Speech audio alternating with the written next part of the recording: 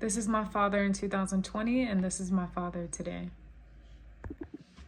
So, story time on how I became a sole caretaker for my father at the age of 23. So, I know I never gave any background on any of his platforms. So, background information, my father was incarcerated since I was at the age of 3.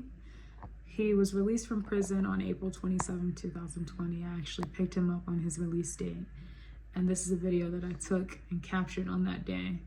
I was able to, unfortunately, work remotely for all of my undergraduate courses. I was in my last year of my degree program in undergrad, and I had the opportunity to stop what I was doing, stay logged in on Zoom, and pick my dad up from prison. Very surreal moment. Picked him up. As you can imagine, I grew up seeing my dad twice a year, every Christmas and every summer, with my grandmother, his mom, and his sister. This has been my life since I was 3 years old, so I had nothing else to compare it to. And it was pretty normalized in my environment for everyone's dad to be in jail, surprisingly. So, long story short, he wasn't a stranger. I saw him, I spoke to him on the phone. The day that I picked him up on April 27, 2020, same environment as you can imagine. I saw him through the gates. I saw him walk through and get released with a bag full of items, not many. And from there, I was able to stop at Target and buy him a bunch of personals, from lotion to sneakers to t-shirts to jackets. As you can see from the video, he was very fit and shape, young guy. Less than 8 months later, he was on a ventilator. And let me tell you what happened. So the day that my father was released from prison on April 27, 2020, I bought him a ton of personals from Target. I think I spent hundreds of dollars. He had all this money on like a cash credit card or some sort of card where he was able to put his money on there over the years from the jobs that he had. They had him working in an agricultural environment, like farming and tractor trailers of some sort. And I didn't really have to come out of pocket. I just thought it was important that we stopped at the store and got these things. I was able to help him create a resume. And before you know it, he had a job. He worked for Coca-Cola. He had benefits. He had a license and a vehicle. He was off to a great start. I went back to school. I had my third internship experience that summer. So the semester ended May of 2020. I had my summer internship for my third internship. And I want to say December 5th came around quick. I got a phone call saying, from my mom actually, telling me that, hey, your dad, something's not right. You should give him a call and check on him. Very weird intuition because they aren't close. They had just communicated for the first time in years the night before. Very strange play of events. As you can see from the footage that I've shared, he was rather healthy and young. So I wasn't thinking the worst. I picked up the phone. I called him immediately because I had just FaceTimed him the night before, and he was telling me that he was helping someone move. So I said, okay, cool. Call. My grandfather answered the phone. He said, hey, your dad's in a hospital. You should call your cousin. He knows what's going on. I said, okay, cool. Reiterating that I was in undergrad, so I lived in a college dorm. My hometown is Richmond, Virginia. I was nowhere near my hometown. I went to school in a different part of the state. And I called my cousin. My cousin didn't know any information. It took a long time for me to get information.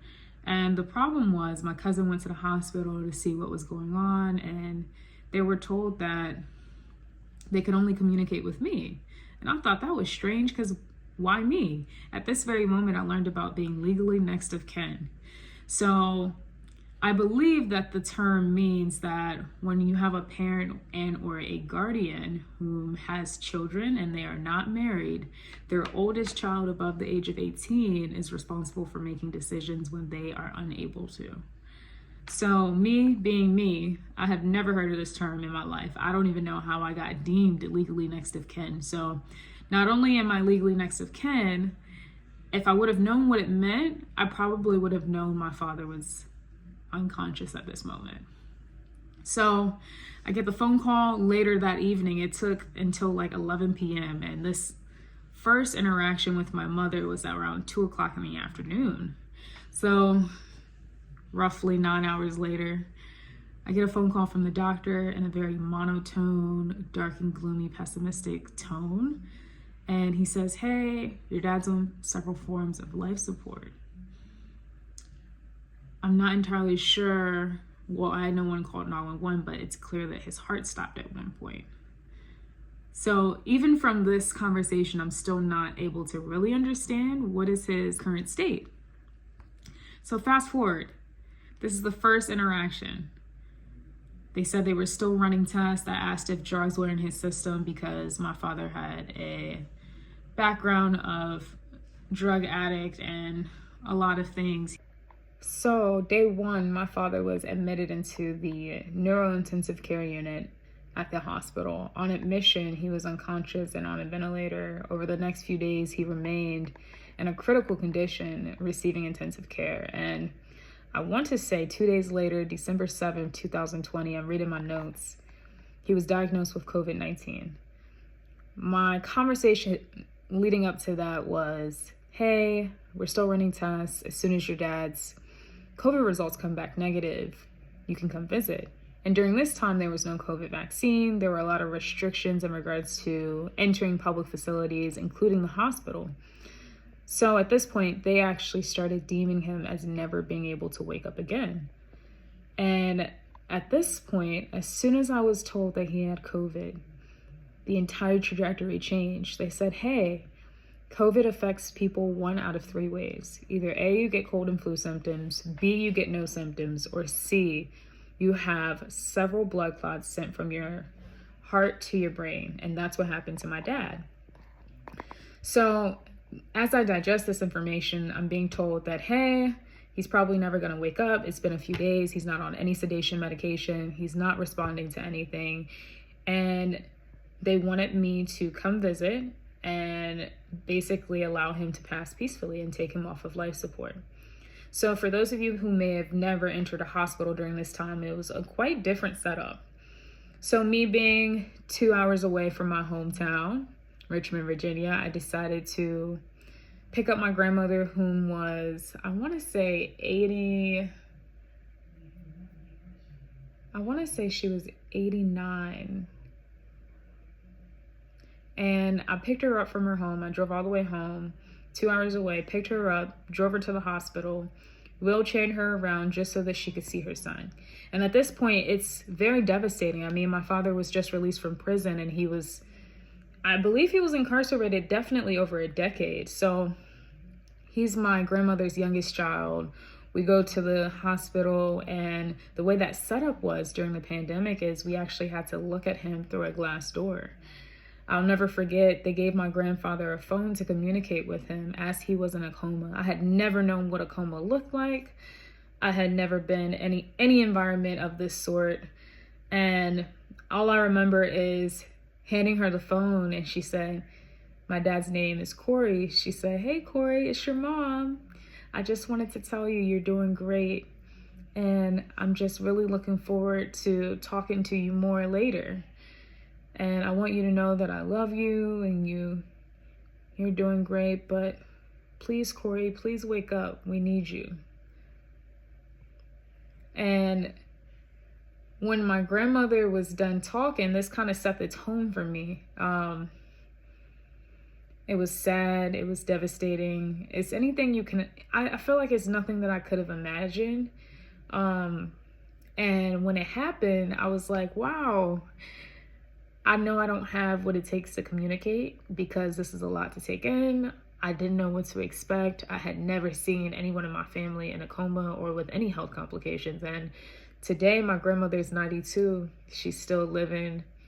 She has a party at her house every Thursday with her friends. And it was just like a full circle moment because at this point, the doctors don't know what's going on. All we know is COVID is very new. We don't know how it affects everyone, and he probably won't wake up. So this was supposed to be our last moment at seeing him. So I didn't speak, and apparently the phone was supposed to be like giving a speaker in his room. So we were on the opposite side of the glass door, and if she spoke into the phone, then he could hear her on the opposite side. So what was so cute and was like really amazing, as my grandmother finished her conversation, it was very uplifting, very much in a normal tone, as if everything was okay. No tears, no crying. And at the end she said, "How did I do?" And I said, "I think you did great." She did better than me. I didn't have it in me to do anything. So after that, every day for the next 2 weeks, the doctor called me, including other teams, infectious disease, all of the above, all of the research teams. I had to approve for him to get plasma for COVID because they didn't have a COVID vaccine, and that was the only way to treat it.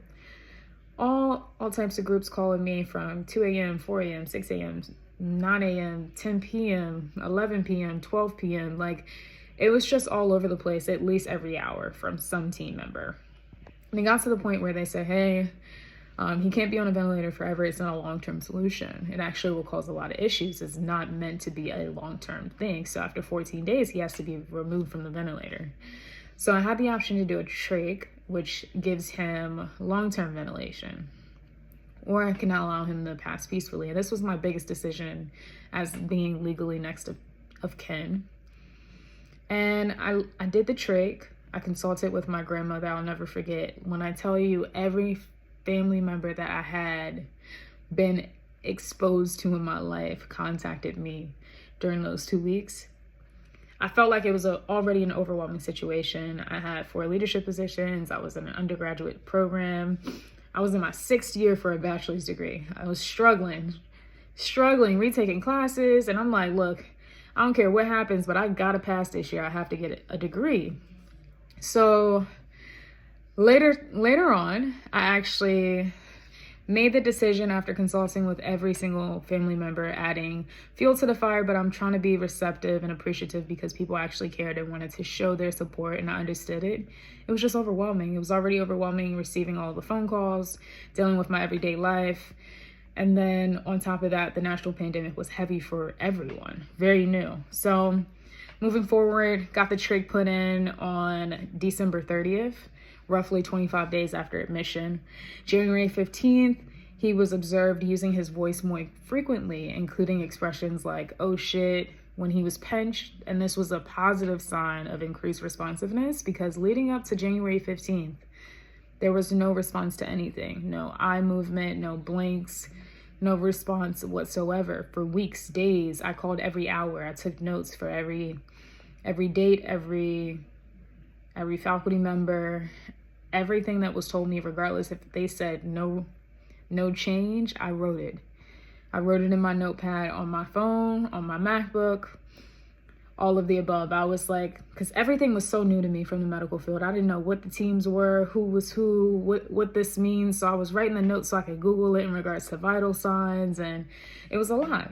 So that was January 15th. February 3rd came around, and he started receiving splints, and he continued showing signs of interaction, responding with phrases like mumbling words and being able to respond to some questions. By February 8th, he was able to mouth "yes ma'am" and "no ma'am." And because I was calling every hour, the staff was like super excited to share the good news as he was making small progress. I mean, at this point, it's been 2 months of hospitalization. So February 8th, they actually removed the trach. He was able to not move on his own. He was able to breathe on his own. And he was showing increased alertness and interaction. And there were a lot of other things that I had made decisions for in regards to vitamins and some sort of medication that was good for brain stimulation. I think that a physician had recommended it a while back, and I requested it. So after that, a lot of progress happened. I added black seed oil, but it was slow progress. And I'll show a video and footage of what he looked like during this time period. So this is what he looked like in February post a coma. So it is interesting as you look at the play-by-play of events on how his physical state ended up where it is today. So after that, February 9th, he was actually considered for a long-term care facility. And just to give background information, this was not a quick progress. Months of no interaction, no ability to communicate. At this point, he didn't even recognize me.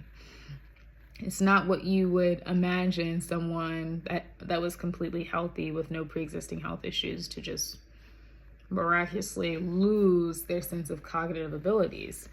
So after that, he was transitioned to a facility. It took about, I want to say, roughly 30 applications to long-term care facilities for him to be transported and further evaluations. They said that this was going to be where he would be until his brain injury rehab doctor was scheduled to assess him after his hospital release. However, that didn't happen.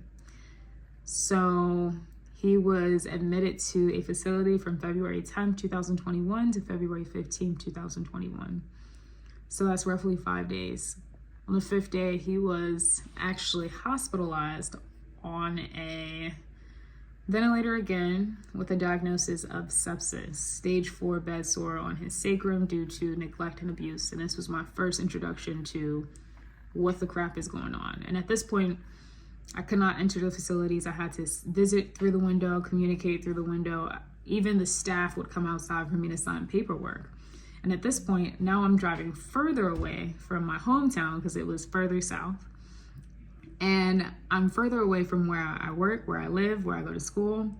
So I'm handling all this by myself. No help from a family member, doing all the things, doing the paperwork, working with a social worker, making the decisions, and also trying to pour into my father. I made it my business to communicate every day, regardless if I got a response or not.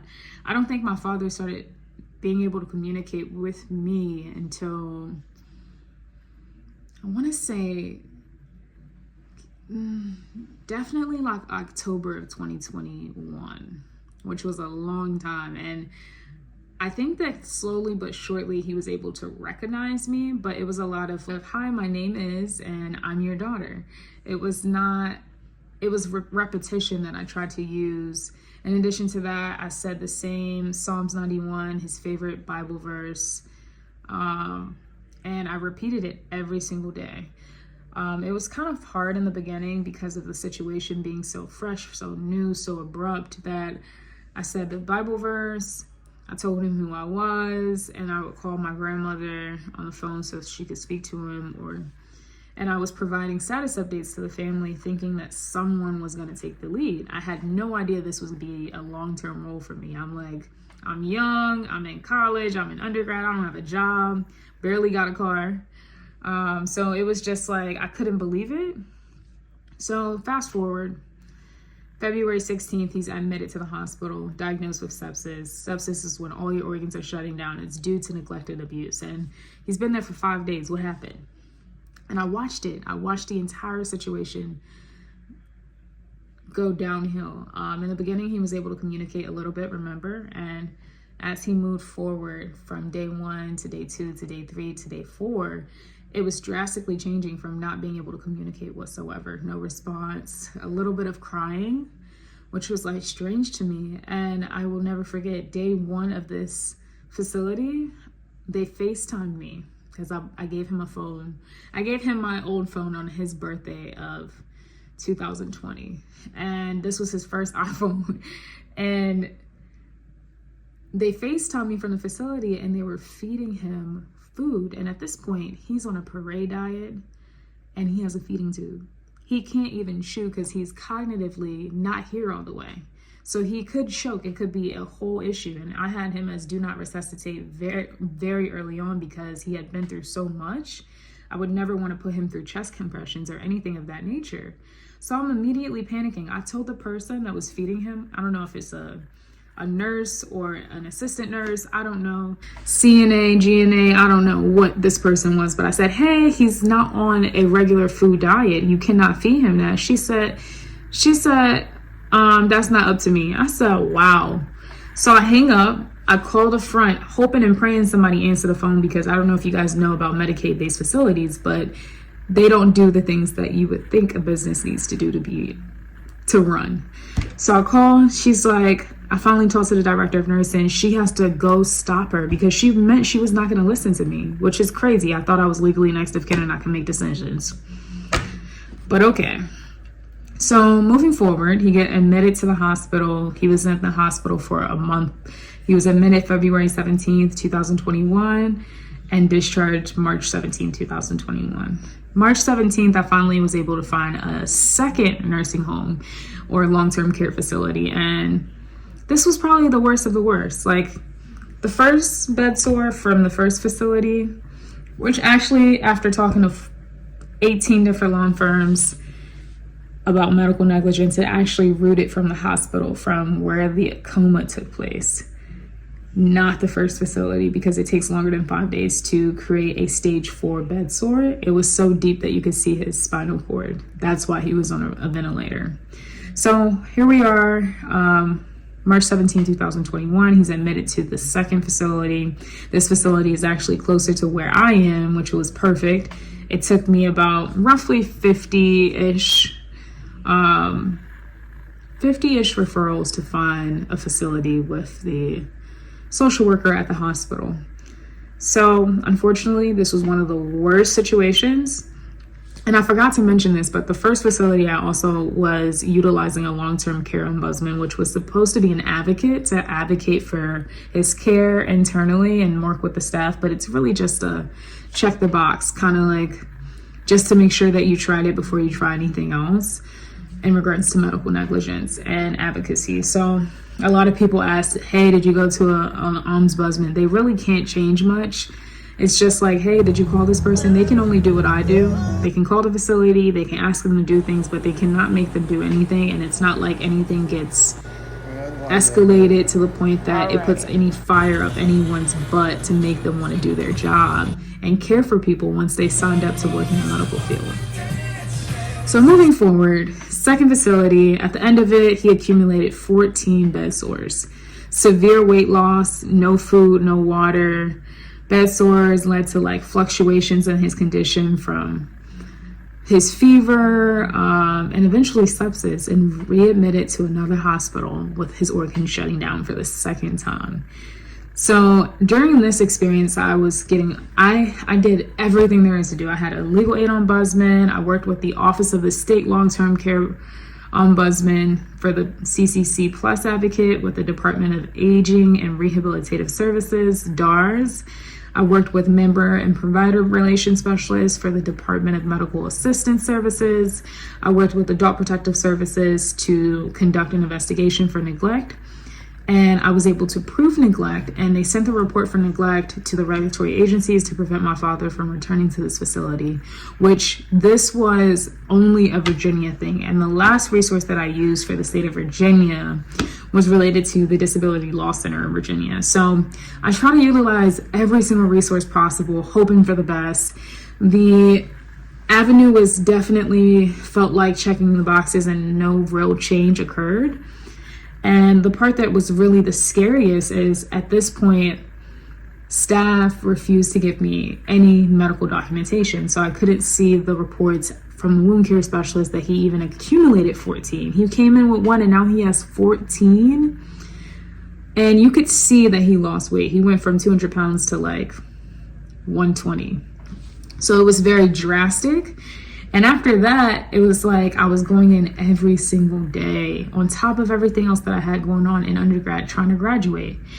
And at this point, I'm like, well, they won't let me see the paperwork unless I have power of attorney. So now I need to figure out what is power of attorney and how do I get it. So I was going through a whole back and forth scenario about how do I get power of attorney or guardianship. And I was talking to a lot of different law firms and attorneys and trying to utilize my network and people that I met in college to see if they could help me. And honestly, it was really iffy because he was not that great at communicating just yet. He was still like not really here So I was like hoping that he could like still like at least recognize me. And I know this is like July of 2021, somewhere between March 2021 and July 2021 is when I actually was able to get power of attorney. And I was nervous at first. As I was like creating my notes to create these videos, I was looking at the emails that I had sent, and I was telling someone from the law firm that, hey, I am not quite sure if he's ready for the power of attorney situation because he has to verbally agree. And I was not sure if he could do that.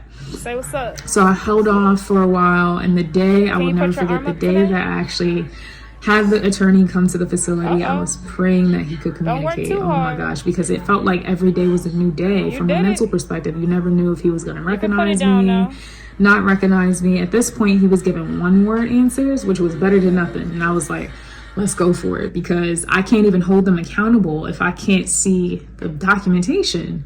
And at this point, anytime you go to any lawyer, attorney, or anything like that, I wanted to file for medical negligence, and I couldn't because I didn't have documentation, because they wouldn't give it to me. But I can make decisions. I'm the reason why he's here, and you can't give me the paperwork.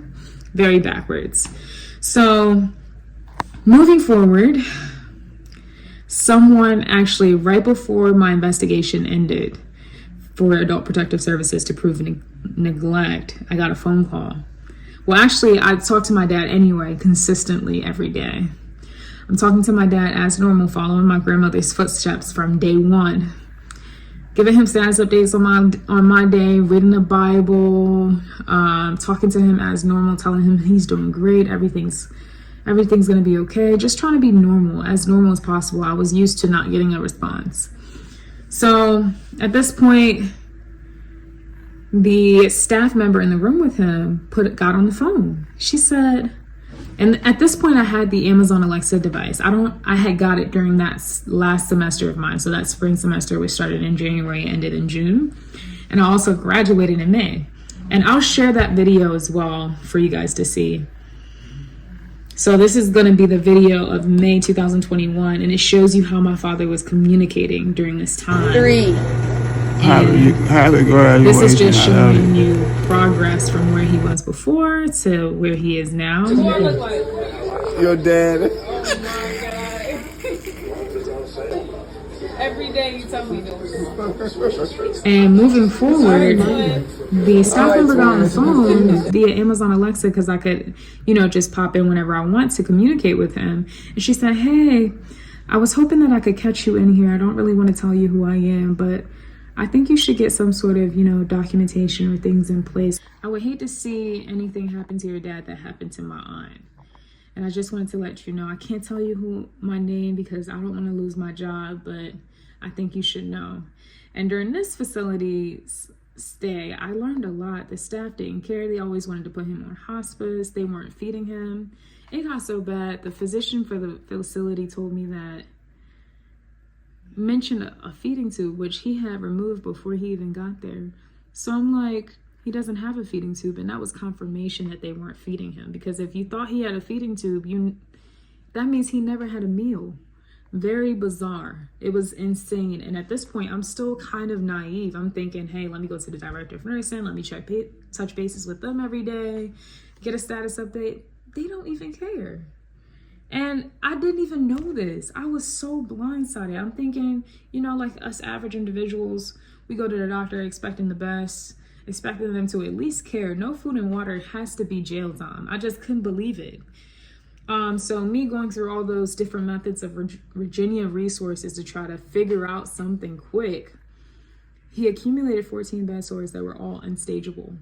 At this point, I'm calling around town, Googling, what did I Google? I was Googling wound care specialists in the area to see if I could call someone for advice, because at this point, I don't know what to do. I don't know if you guys are aware, but these bed sores are not what you think. They are not small. They look like you got bit by a shark. You can see flesh and layers of your meat, sometimes your bones as well. I don't know what to do. I just know that I called one guy that I found online, and he explained to me that, it's not just about the wound care that you're receiving, it's about the nutrients that you're receiving as well. He said that anybody with wounds has to eat twice as much. I'll never forget. And I'm like, damn, at this point, he can barely chew.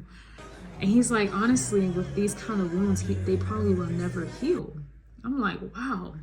So just to give background information, from day one, they said, hey, he'll probably never regain consciousness. Regain consciousness, never reevaluated him, never gave a prognosis, a care plan, anything of the following.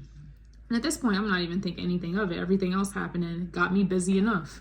So as I move forward, you know, now this is the second facility. We're in July of 2021.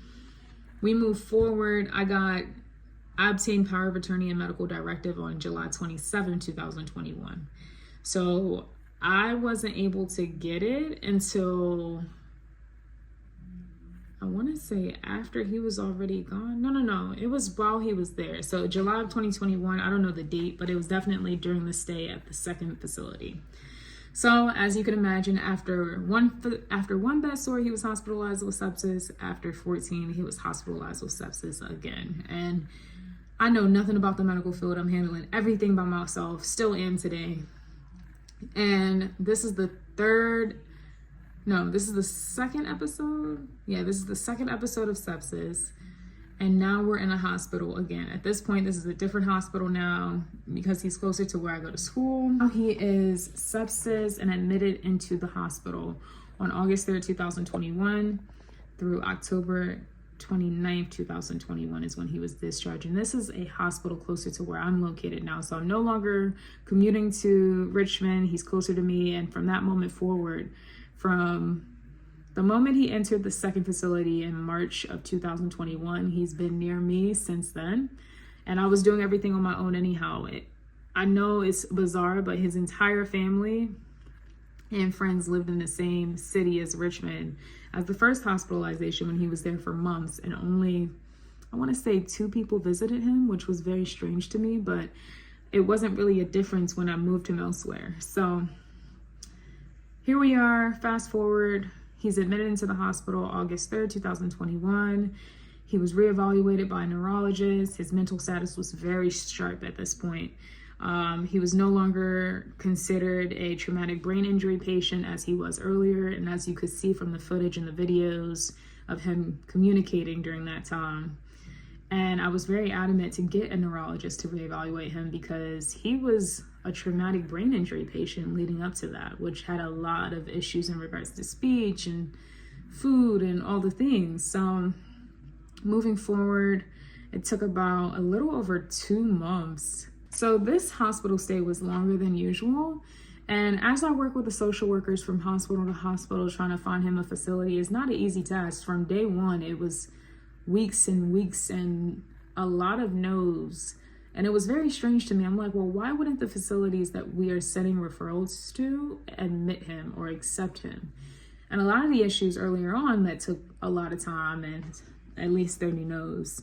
And I'm like physically calling each facility, trying to explain to them my dad's condition, because apparently when something's on your record, it never gets deleted. So just the fact that he was on a ventilator, he had a trach, he had a feeding tube, that's a lot of work, especially with him being a Medicaid patient. A lot of facilities was like a major no because they got to give him around the clock care.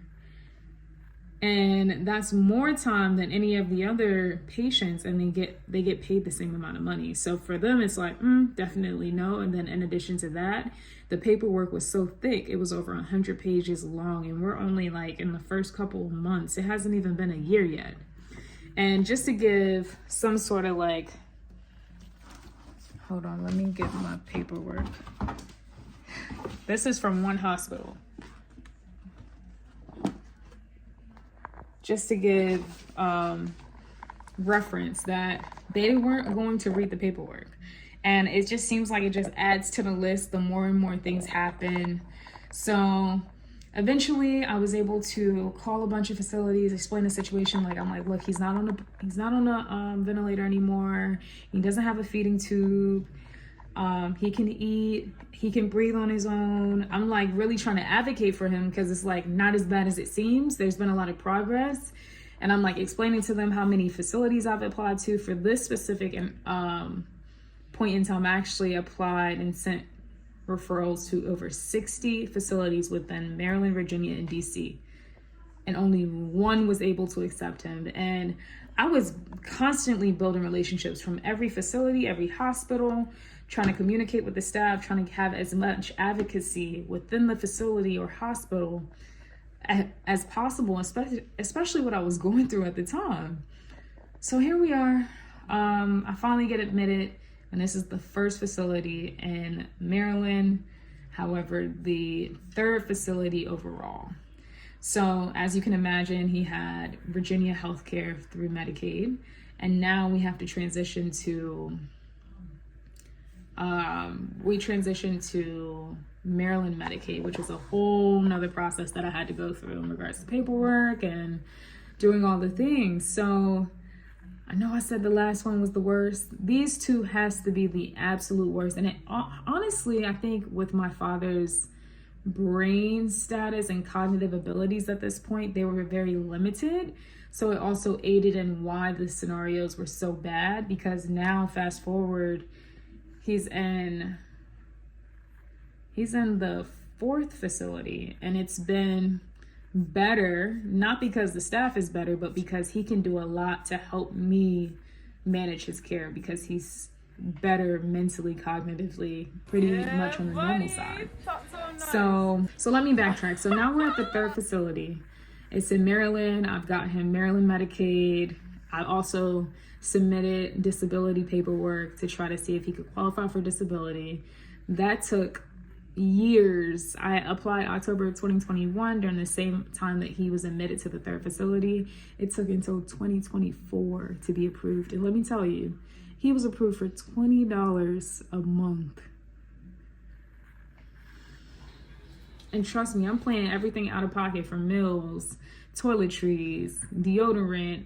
It could be a snack that he want, I'm paying out of pocket. I also get gadgets to help him be more independent, like straws that he can try to use. I'll add a video to that below. So here we are at third facility, and this was horrible.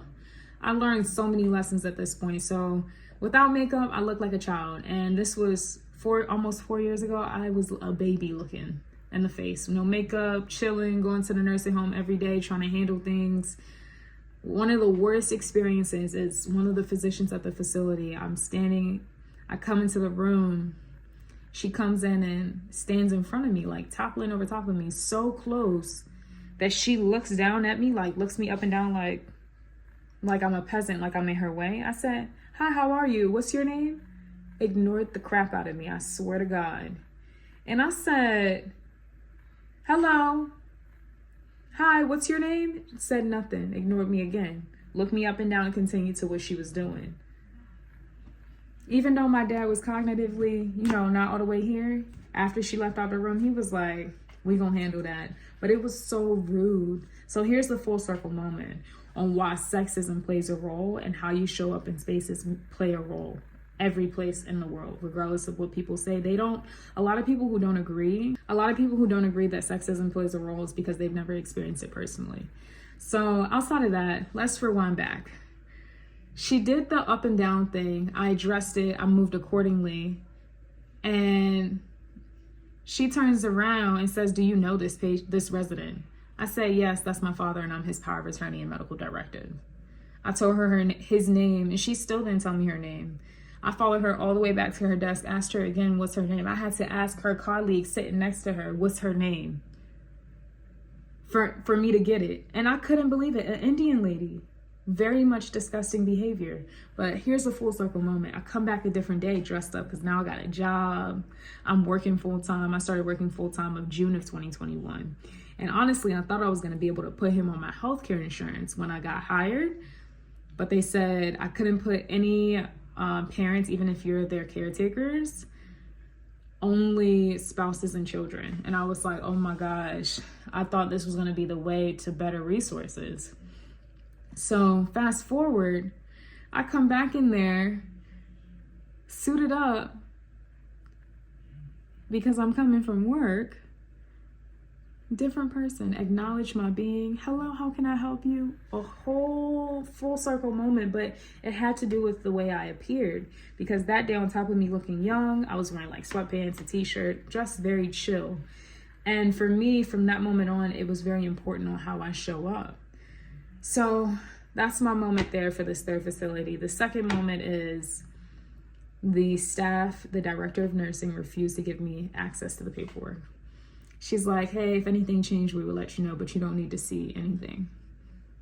Nothing's changed. Me being naive, thinking that, you know, the staff is here to help. They joined the medical field to do their job, to make sure that the residents are actually being fed and taken care of. Thinking that they're actually telling the truth is where I went wrong. And at this point, I had no idea. I'm contacting long-term care ombudsman. I'm submitting complaints to the Office of Healthcare Quality, submitting photos. I have receipts for the submissions as well, highlighting the different examples of neglect, from no food, no water, weight loss. It got so bad. I'm gonna add the video and the images to this clip as well. It got so bad, you could see his bones and his face. He became lethargic, and this is I'm doing all of this for the first time by myself. Watching somebody's body disintegrate in the way that I did, and I'm going to the staff and I'm like, hey, something seems off. And it was like slowly but surely, change after change after change that I was noticing. And what was so crazy is the last day that he was there, I went to the director of nursing and I said, hey, can you please come in the room? Something's not right. Like, the way he was communicating, not only was the weight loss crazy, the communication had gotten better, and now we have backtracked. Now it's like, it was aggressive, and my father is not an aggressive person. So I'm like, something's not right. What happened was, I'll never forget, he was arguing with me because he wanted me to feed him. It was something about like food. I was feeding him food that he asked for, and he was like screaming at me, telling me it was pasta, and it wasn't pasta. And I was like, what is going on? So after that, I go tell the director of nursing, and he comes in and he says, I'm not coming in the room. If you want anything to happen, you need to call 911 yourself. And this is when I learned that you can call 911 to get your family member out of a medical negligence situation environment at a facility. I had no idea this was an option before. So called 911 because this is what the director of nursing told me to do, because he refused to help me, knowing he knew exactly what was going on, that they really intended for him to die. The amount of people that are doing the no food and water thing is just bizarre to me. Still saying it out of my mouth is pissing me off. But I did all the things that I could do at the time without being able to go inside of the facility, which is crazy. So now we're at December 6th was the day that he was discharged from that facility and admitted December 6, 2021 to a hospital. And at this time, he is diagnosed with sepsis a third time due to neglect and abuse. And he was actually re-evaluated by the police officers who sent an ambulance that stated that he was lethargic. This is a sign that your organs are shutting down. So, of course, by the time he got to the hospital, vital signs were off, which also leads and supports the statement of being sepsis. So now he gets back to the third facility, and he's only there from December 15, 2021 to January 25, 2022. It got so bad. Oh my God, it got worse and worse and worse. And the reason why it was a little different from the state of Virginia is because in Virginia, I can just do an investigation through Adult Protective Services, prove neglect, and he don't have to ever be there again. He doesn't have to return, none of the above. However, in Maryland, they have the Office of Healthcare Quality, which is a system put in place for you to submit complaints. However, they don't actually go through these complaints until probably 12 months later or more, which at this point, whatever your complaints were, they really don't matter at this point. That was a year ago. So it's really a paper trail that does nothing at all, which is very interesting to me because I just like wasted my energy taking photos, documenting all the things, submitting it. So long story short, he had to go back to the facility because there was nothing I could do to avoid it. So here we are, it's January of 2022, and he was sepsis again. He was sepsis twice at the third facility before I was able to find another facility, which took the same amount of effort. I had to call all of the facilities in the surrounding area myself to advocate for my father, to let them know the progress, because where there has been physical declines and he's in an extreme physical state, there's been a lot of successes, a lot of wins, from just the ability to be cognitive, have normal conversations, have a memory from the 1990s. It's like nothing had ever happened. He can remember celebrities, dates, birth dates, people, interactions, gifts that he and my mother exchanged in the 90s, all kinds of things. And that part has been definitely miraculous. It feels like a gift from God, especially because him having Medicaid and no private healthcare insurance, he doesn't get the care that he deserves or requires because of the system put in place. My father being a convicted felon, not working since 1993, not being able to qualify for Social Security, disability, more than $20 a month, and all of the things against him. It was really interesting because all of the physicians, I think I've taken him to over 18 appointments myself, they never once gave a suggestion, a prognosis, a care plan. Everything's run by me. I do the research to find next steps. I do the research to reach out to physicians, have conversations, schedule the consultations, reach out to schedule the transportation and a stretcher, go with him to the appointments and facilitate the appointments, especially since my father couldn't speak before.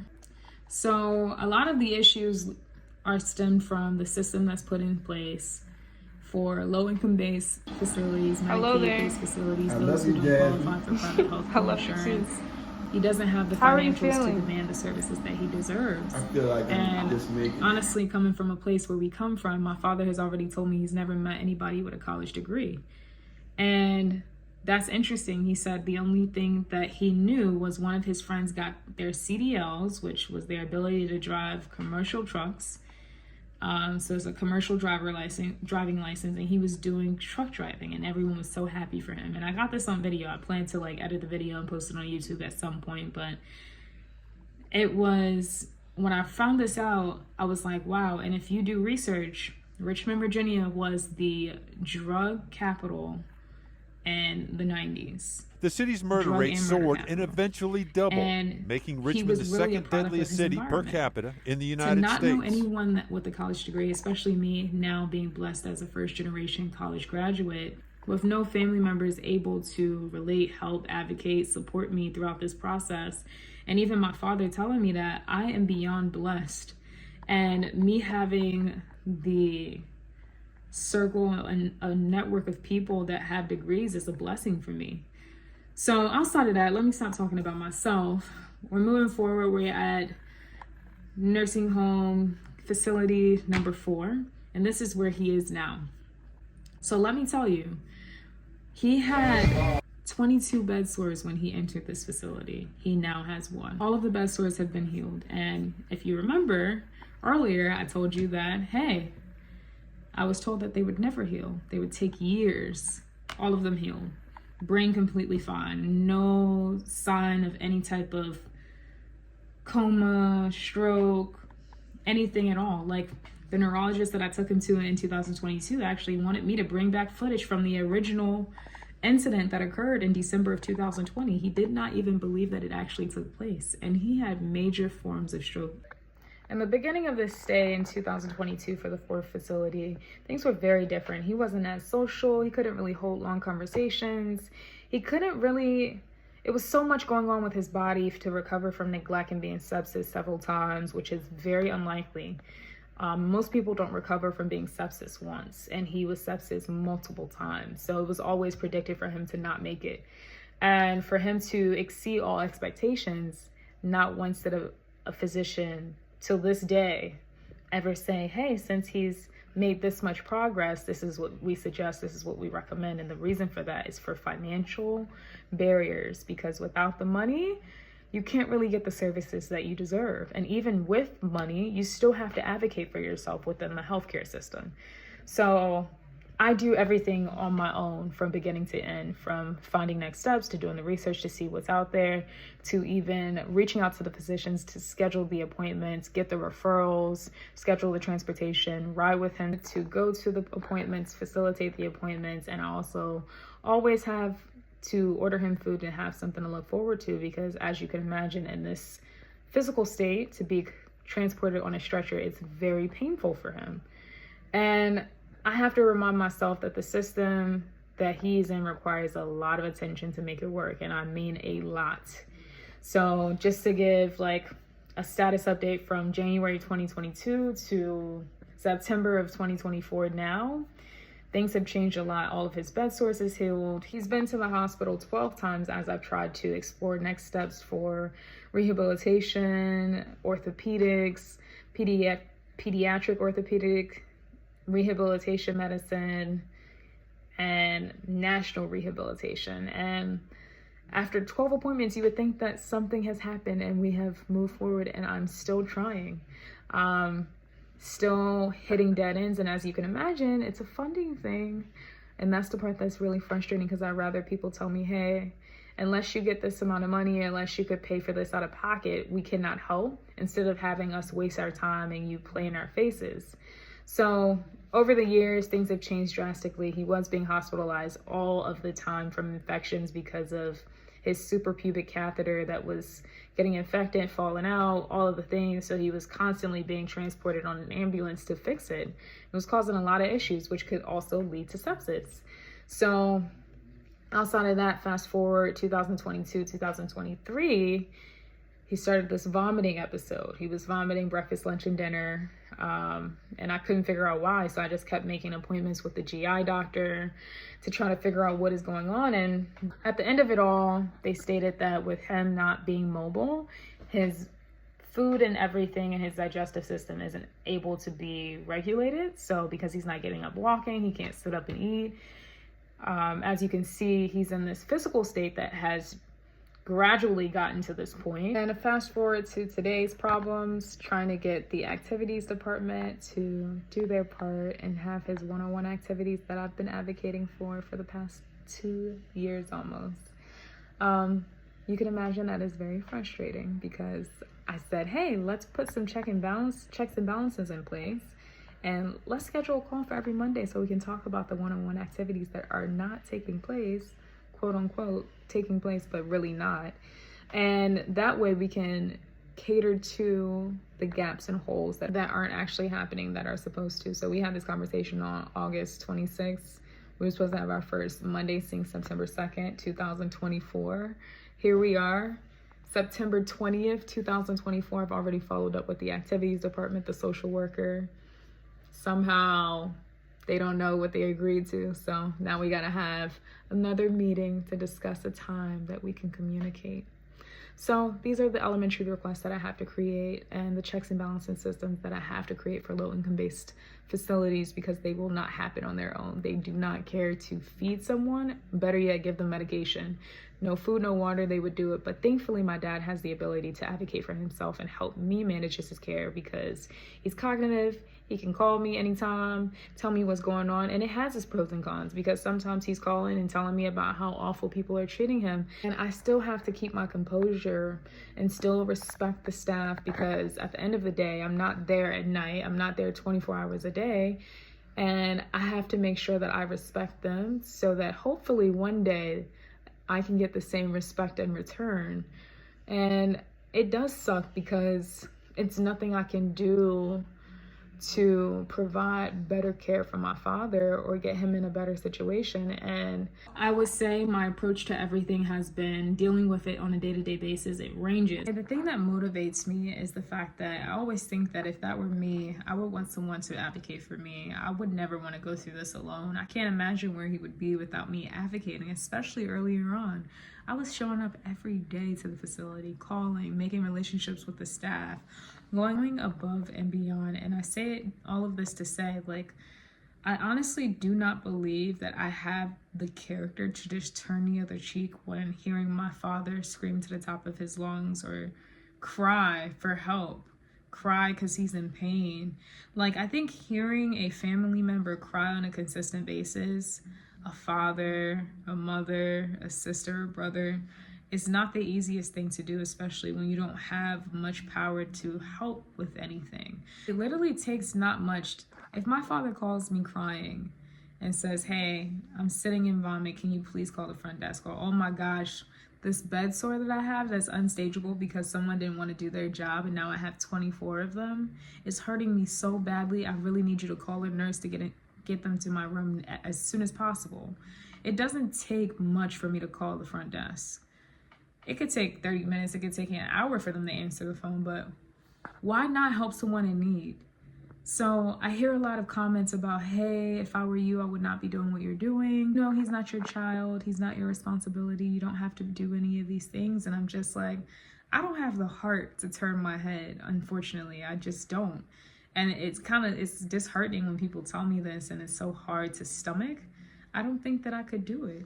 I don't think so. I don't think that if I heard my parent crying and calling me in tears that I could just ignore them and continue with my life. I don't have that in me. So I continue to strive and to push forward and try to deal with the hurdles as they come, hoping that one day I can be in a better situation for us both. But thank you so much for tuning in. I hope that this was insightful. I hope this is painting the story well enough so that one day someone can offer me some resources, advice, ways to beat the system so that he can get adequate care that he deserves and requires to recover. But thank you so much for listening. I know I was all over the place. It's been a lot. I'll try to communicate and post story times often. I can't commit to a consistent schedule, but I'm gonna try my best. But thank you so much for tuning in. If you have any suggestions, recommendations, resources, avenues that you think that I should try, feel free to comment. Let me know what I can do, what I haven't tried already. I'm open to receiving feedback. Thank you.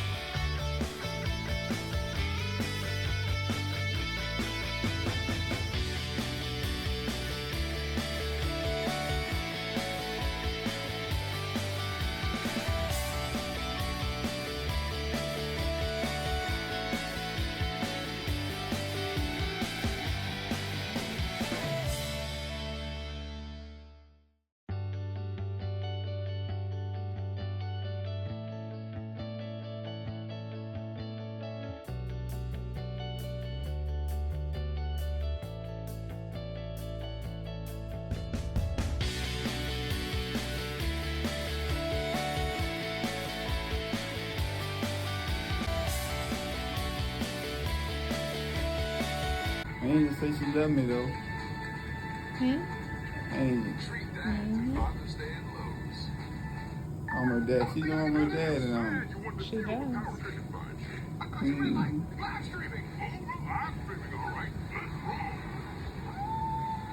I love you. I love you too. We gonna make it. Always. We gonna make it. Who sang that song? We gonna make it. We gonna make it. We Gonna make it. I don't know. Us against Stephen Curry and them, the Warriors. Dang. They playing hard. The teams they play now is hard. What do I look like? Your dad. Oh my God. Every day you tell me this. This is a reminder. All right, twin.